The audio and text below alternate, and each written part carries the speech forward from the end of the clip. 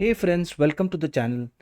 If you wish to learn how to resolve the Windows background error sounds, then please stick on for the solution. So basically what happens here is there's nothing wrong with our system, but this background notification sound as an alarm might keep ringing intermittently. So to resolve that, what we can do is we can go to control panel,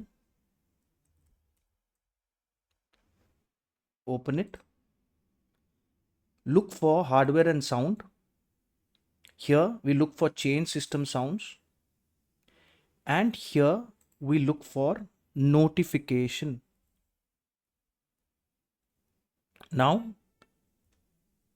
since we've got notification, a tab is a notification, we'll go down here in sounds and we'll go right up and put the notification to none and click apply. This should resolve your problem. If this video helped you, please subscribe to the channel. Enjoy your day.